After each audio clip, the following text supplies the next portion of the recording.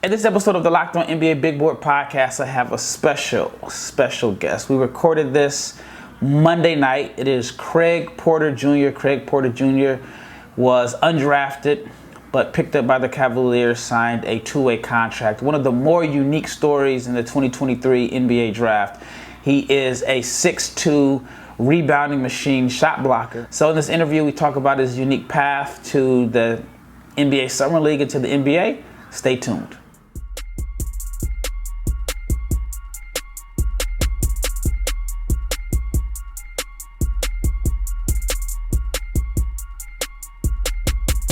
Big shout out to each and every person that's made the Locked On NBA Big Board Podcast your first listen of the day. I'm your host, Rafael Barlowe, the Director of Scouting for NBA Big Board and the founder of NBA Draft Junkies. Like I mentioned in the opening, this interview is with Craig Porter Jr. Again, I've said it multiple times already. A very unique story. Played junior college basketball, wasn't highly recruited out of high school, goes to Wichita State, survives coaching changes there, and just had one of the more unique stat lines in college basketball this season. And right now he's playing for the Cavaliers. So here is my interview with Craig Porter Jr. All right, I'm live here. I won't name the hotel, but I don't need stalkers coming up. But I'm live here with Craig Porter Jr., one of the best stories in the 2023 draft cycle. Thanks for coming on. I know it's late. I know you just had a game today. But my first question is, has it hit you yet that you signed your NBA contract and you are one of the chosen few that makes it? Has it hit you? Honestly, nah, it hasn't hit me. It's been similar situations like this, but nah, it hasn't hit me. But even just talking with my family and seeing how excited they've all been, it's kind of hit, but I don't think it's gonna fully hit until I actually suit up and get on that court. So you've been playing well in Summer League. Right now you guys are 3-0. I think you're the only team that's played 3 games. So has the game been different for you playing in Summer League compared to college? Yeah, it's a lot different.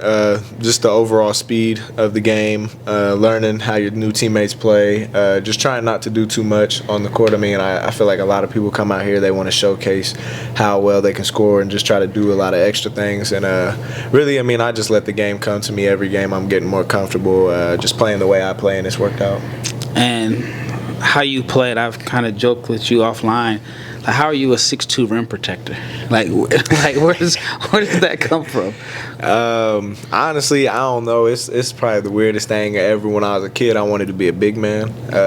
We used to play on like the goals outside our house, real low, so I would always be dunking and stuff, even though I was small. But really, just 8.5 foot. Yeah, my favorite player for a long time was like Rondo and Dwight Howard, and this was like 2010. Combination. Yeah, it's the weirdest combo. But really, just Dwight having that defense and Rondo just being that all-around player, I kind of tried to mix those two somehow into my game, and it really just is something I just figured out I could do, and I just put that effort into it, and it works out. It makes sense, because I was going to ask, like, who did you pattern your game after? But I see the Rondo where you can basically dominate a game and only score like 10 points, but you can't score. Were you like the only player in the nation to like rank in the top, was it like 50 in like blocks and assists or something like that? It was some crazy stat. Yeah, it was something like that. Which I think Summer League is kind of built for you, because there are guys that can score. And they can score in Summer League, but that won't be their role in the NBA. And then with your game, like I said, you can change it without scoring. You get your assists, your steals, your blocks, even though they've probably been cheating you on the blocks. I want to talk about your background. You came from JUCO, so your route is totally different than everybody else's. Right. Most of these guys in the Summer League were high school stars, some one and done. They've been the man their whole life, and you have like the epitome of an underdog story. Tell me about that JUCO experience and how it's prepared you for right now. The JUCO route is a little different. I mean, there's no rules. There's no telling what can happen. So really, I mean, one of my coaches there, I mean, my head coach there, he was one that just kind of pushed me. Every day was challenging. I mean, there was times where we had 5 and 6 hour practices, and sometimes you contemplate on quitting, and you're just like, man, this is some of the hardest things I've done in my life. That sounds like Europe. Yeah, it's crazy, and it's times where you might miss a meal. Like our coach, he had to order us pizzas a lot of nights because we would miss the calf because we practiced so long, and it's just a bunch of little things, and it makes you appreciate a lot of the things you get down the road. So really, when I just got to this point, and any opportunity I was getting at this point, it just made me cherish it and go even harder because I knew where I came from. So how did you end up at a JUCO, and how did like the big schools pass on you?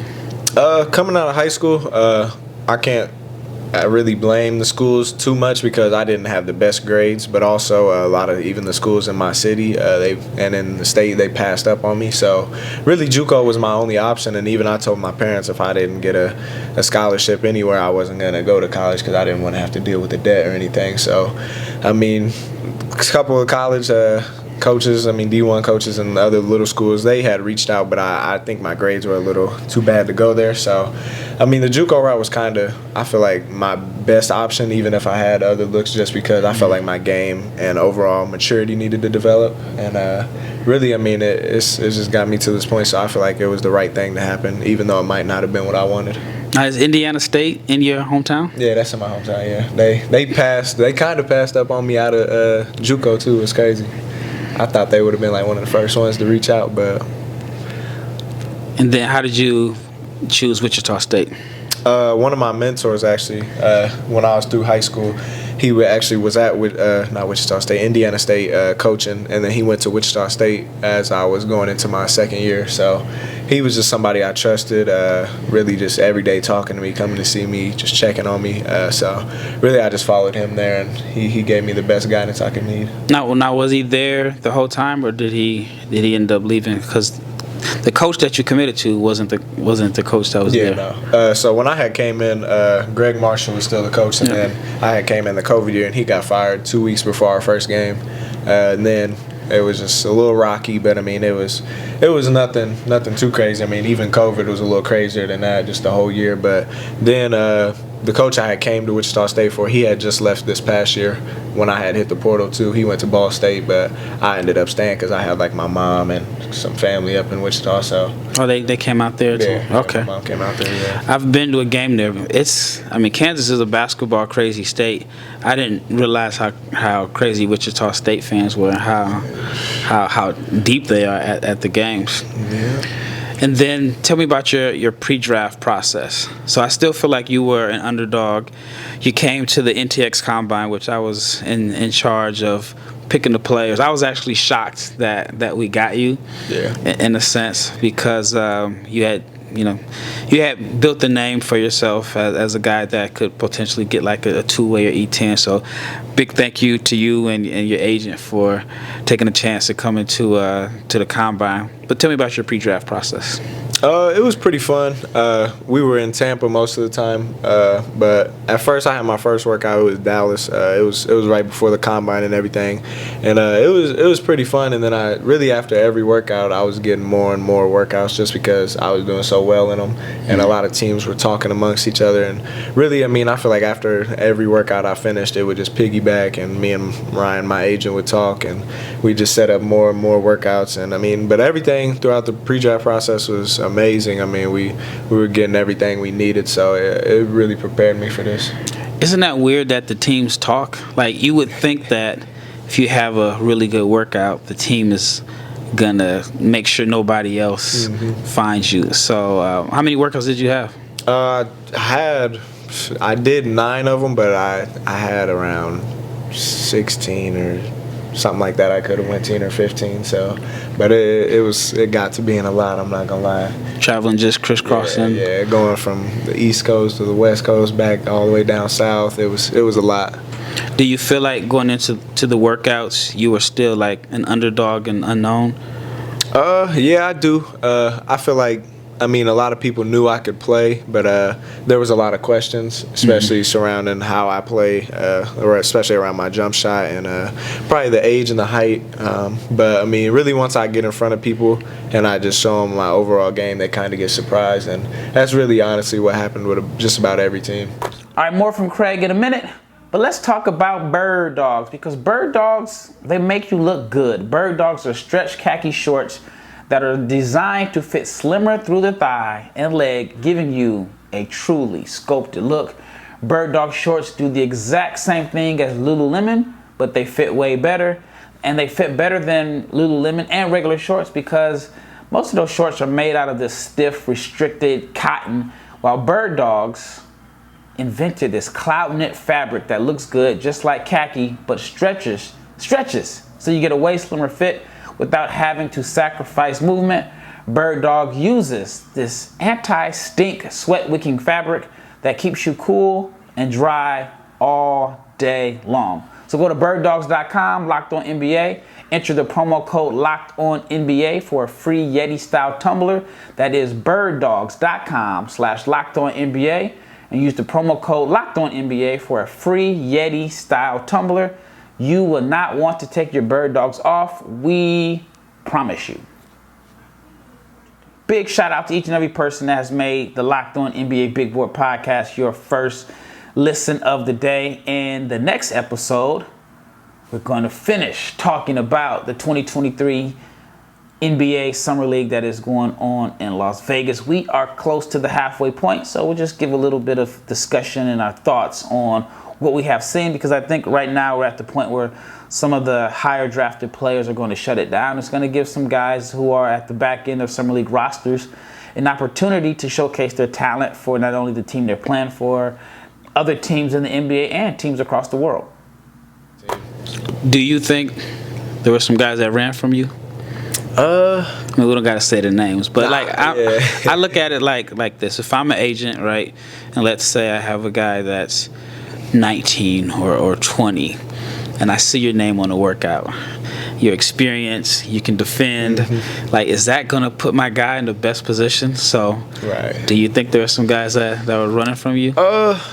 I honestly don't know, because I feel like a lot of people don't know me. But, I mean, I feel like now a lot of people are starting to give me my respect a little more as the days and games and everything go by. But I don't think there was necessarily any workouts where anybody ran from me. But after the workouts I was in with some big-name people, I feel like they definitely They knew who you were? Yeah. What was your mindset going into the workouts as far as, were you trying to prove that you belong, or was there something that you wanted to prove to teams that you could do that they may not have known that was in your game?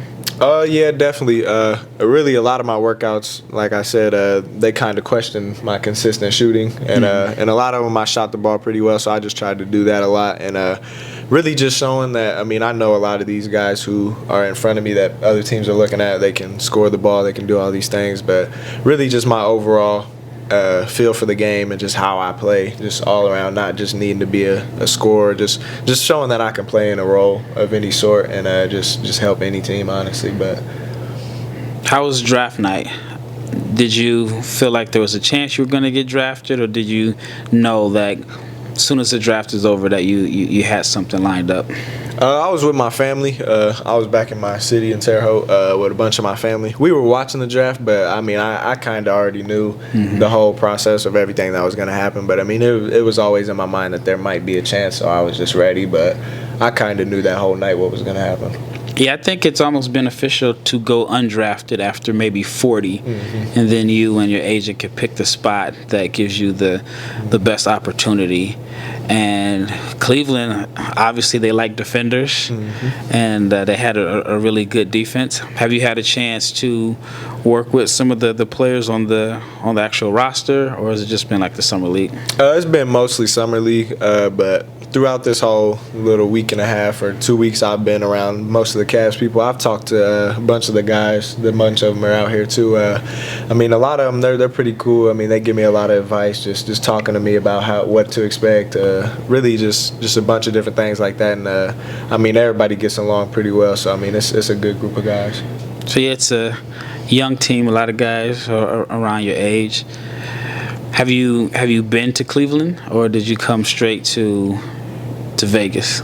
No, I was in Cleveland for about almost 2 weeks, about a week and a half. So yeah, I got there before a bunch of the summer league guys.